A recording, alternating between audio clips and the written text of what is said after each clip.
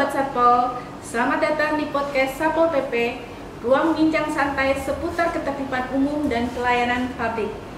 Pada episode kali ini, kita akan mengangkat tema menuju layanan informasi publik PPID Satpol PP, berinovasi yang cepat, transparan, dan adaptif. Sebagai wujud komitmen Satpol PP dalam memberikan layanan informasi yang akuntabel, terbuka, dan sesuai kebutuhan masyarakat, PPID Pelaksana Satpol PP terus mendorong berbagai inovasi dalam pengelolaan informasi publik.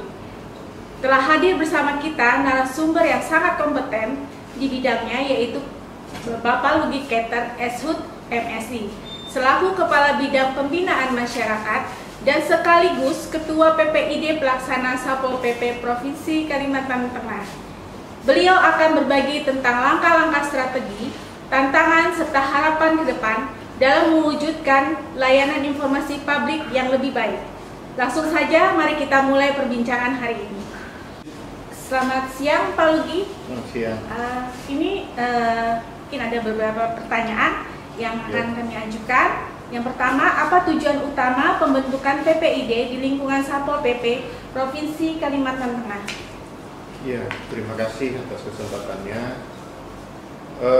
Tujuan utama dari pembentukan PPID di lingkup Satuan Polisi Pamung Praja Provinsi Kalimantan Tengah sudah pasti ini sebagai implementasi dari Undang-Undang Nomor 14 Tahun 2008 tentang keterbukaan informasi publik yang kemudian ditindaklanjuti dengan surat keputusan Sekretaris Daerah Provinsi Kalimantan Tengah tahun 2025 tentang pembentukan PPID pelaksana di lingkup pemerintah Provinsi Kalimantan Tengah.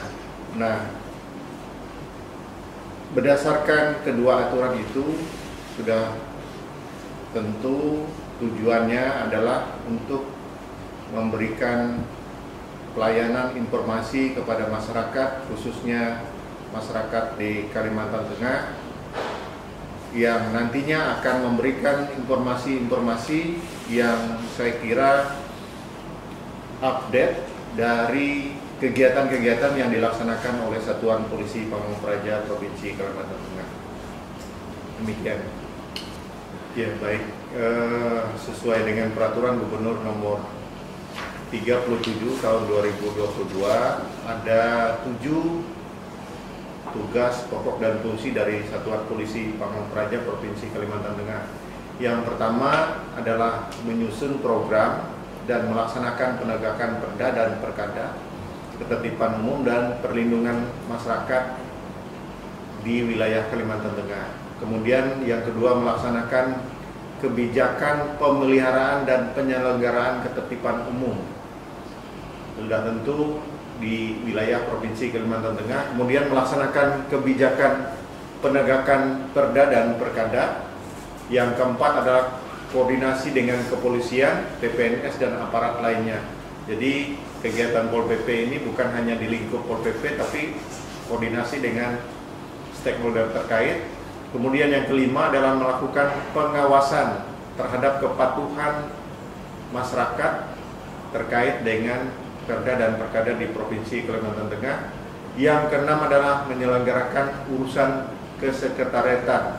Jadi juga melakukan kegiatan-kegiatan di urusan kesekretariatan di lingkup Satuan Polisi Pamung Praja. Kemudian yang ketujuh adalah melaksanakan fungsi dan tugas lainnya yang diperintahkan oleh Gubernur Kalimantan Tengah. Demikian. Ya, baik, Pak. Terkait koordinasinya, Pak, bagaimana Satpol PP berkoordinasi dengan kepolisian, PPNS, dan aparat lainnya, Pak? Nah, yang kita lakukan bukan hanya berarti Pol PP ini bergerak sendiri, tapi kita bergerak bersama dengan pihak kepolisian, PPNS, dan aparat penegak perda lainnya.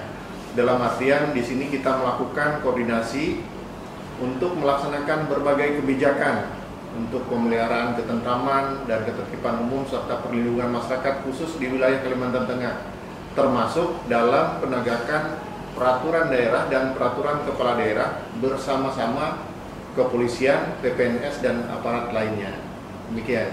Kalau peran Satpol PP dengan PPID pelaksana itu ada perbedaannya kah? Atau bagaimana Pak menurut Bapak? Iya, baik, saya jelaskan. Jadi Satuan Polisi Pamung Praja Provinsi Kalimantan Tengah itu mempunyai tugas pokok dalam melaksanakan peraturan daerah dan peraturan kepala daerah, menjaga ketertiban umum dan melaksanakan perlindungan kepada masyarakat. Sementara PPID pelaksana pada Satuan Polisi Pamung Praja Provinsi Kalimantan Tengah lebih fokus kepada penyediaan, pengelolaan, pendokumentasian serta memberikan pelayanan informasi di lingkup Satuan Polisi Pamung Praja Provinsi Kalimantan Tengah. Jadi PPID pelaksana ini sebagai kepanjangan tangan dari Satuan Polisi Pamung Praja Provinsi Kalimantan Tengah. Demikian. Kalau tugas utama PPID Satpol PP sendiri itu dalam penyediaan dan pelayanan informasi publik itu yang bagaimana ya Pak? Ya, jadi tugas utama kita di PPID Satuan Polisi Pamung Praja Provinsi Kalimantan Tengah itu memang ada beberapa item yang menjadi tugas pokok kita di situ. Yang pertama adalah menyediakan dan menyimpan serta mendokumentasikan dan mengamankan informasi publik. Tentunya ini lingkupnya di Satuan Polisi Pamung Praja Provinsi Kalimantan Tengah. Yang kedua, memberikan pelayanan informasi sesuai dengan aturan dan ketentuan yang berlaku. Jadi tidak semua informasi itu bisa diterbitkan kalau itu bertentangan dengan aturan yang berlaku. Kemudian yang ketiga, menyelenggarakan pelayanan secara cepat, tepat, dan sederhana. Jadi ini memang bentuk yang harus kita lakukan untuk memberikan pelayanan yang baik bagi masyarakat. Kemudian menetapkan prosedur penyebarluasan informasi publik. Kemudian yang kelima, melakukan uji konsekuensi terhadap informasi publik yang kita berikan kepada masyarakat. Kemudian yang keenam, melakukan klarifikasi atau pengubahan informasi apabila itu dianggap perlu kita lakukan. Nah, kemudian yang ketujuh, menetapkan informasi yang habis masa pengecualiannya. Jadi informasi itu tidak serta-merta berlaku selamanya gitu. Jadi ada masa berlaku yang bisa kita evaluasi kembali. Kemudian yang kedelapan adalah menyusun pertimbangan tertulis terkait dengan kebijakan publik. Jadi ini memberikan masukan-masukan kepada pimpinan tentang rekomendasi-rekomendasi kita untuk melakukan perbaikan-perbaikan dalam hal informasi publik. Demikian. Nah, tadi ini ada disebutkan tentang pengklasifikasian informasi publik, sama penetapan informasi yang dikecualikan. Boleh diceritakan sedikit tentang prosesnya bagaimana Pak?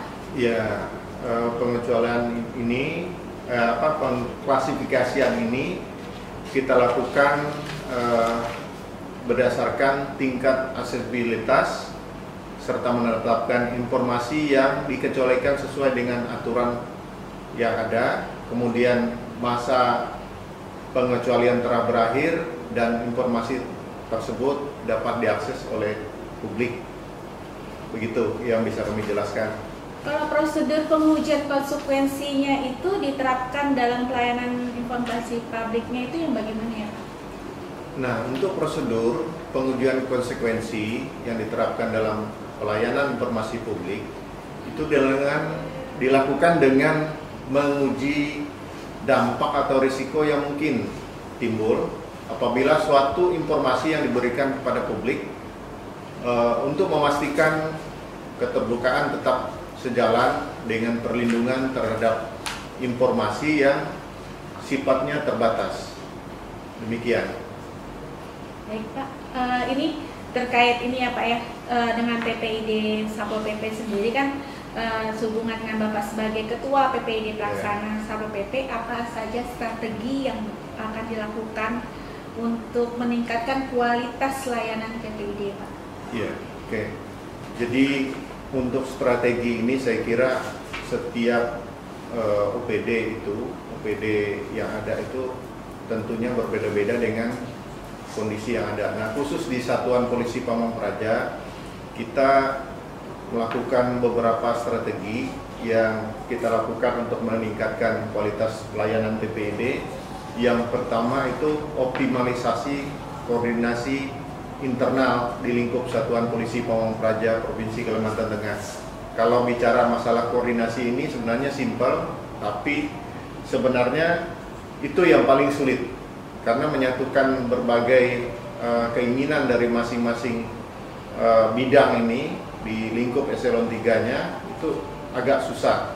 Jadi itu yang harus kita lakukan, koordinasi yang setiap saat bisa kita lakukan untuk meningkatkan kualitas dari pelayanan publik yang kita lakukan.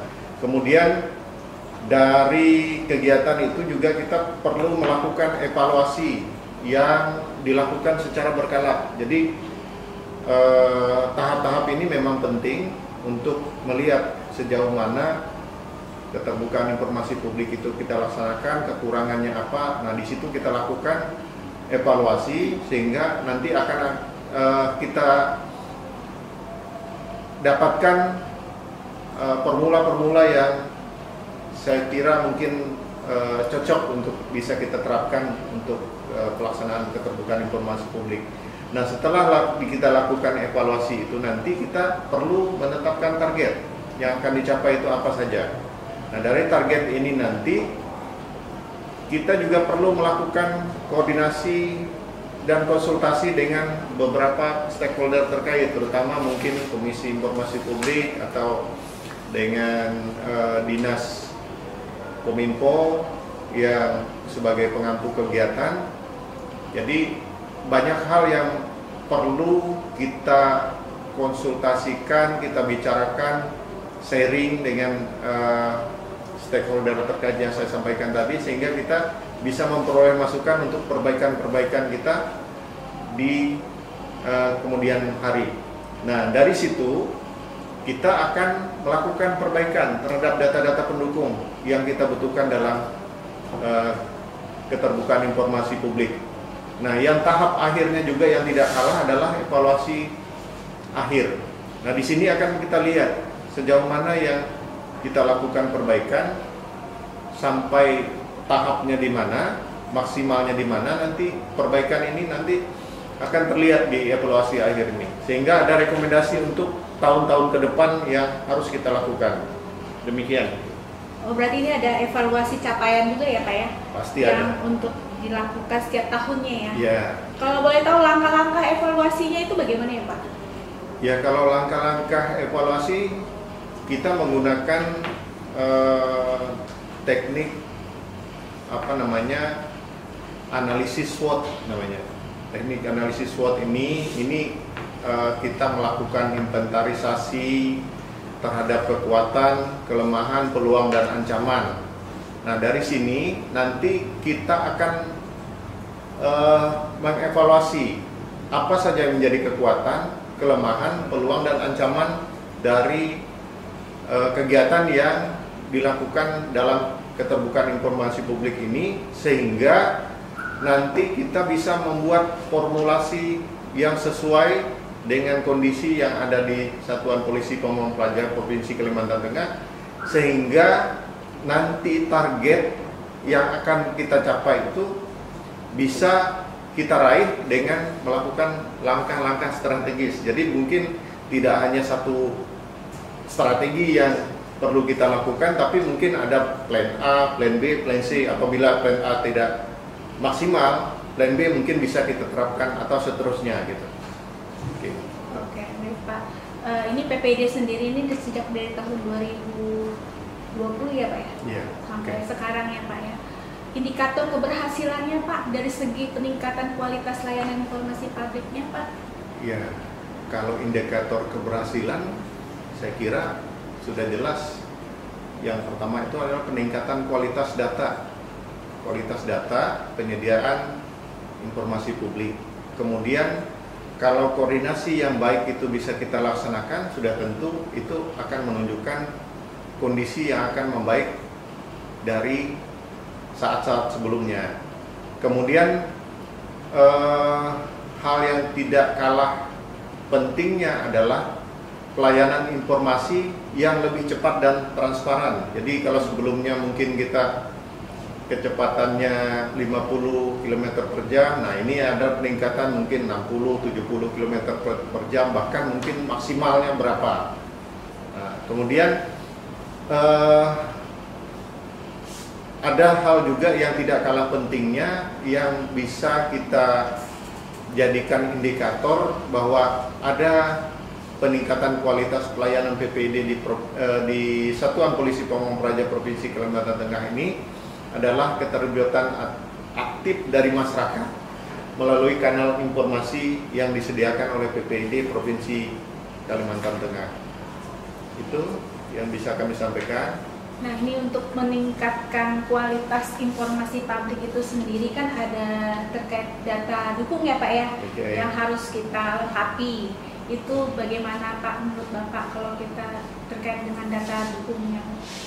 Nah, terkait dengan perbaikan data dukung yang dilakukan untuk meningkatkan kualitas informasi publik itu kita lakukan dengan mengumpulkan informasi dari instansi pembina seperti saya sampaikan tadi, KI dan Dinas Kominfo, dan juga stakeholder terkait lainnya.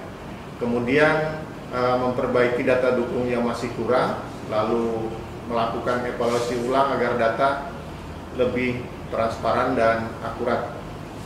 Demikian. Nah, terus kita juga ada media sosialnya juga ya Pak ya di Satpol PP ini dalam mendekatkan PPID Satpol PP dengan masyarakat. Nah, peran media sosial sendiri itu bagaimana Pak? Jadi kalau menurut kami peran media sosial itu digunakan sebagai jembatan utama komunikasi dengan masyarakat. Jadi ada komunikasi antara PPID Pelaksana Satuan Polisi Pamong Praja Provinsi Kalimantan Tengah dengan masyarakat.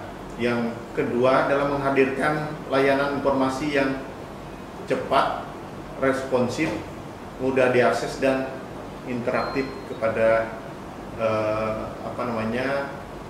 stakeholder yang membutuhkan data terkait dengan data-data yang dilaksanakan oleh Satuan Polisi Pamong Praja Provinsi Kalimantan Tengah. Itu dalam berupa bentuk apa Pak? Kalau yang untuk sajian untuk di media sosial, apakah dalam bentuk konten edukatif dan interaktifnya itu yang bagaimana Pak?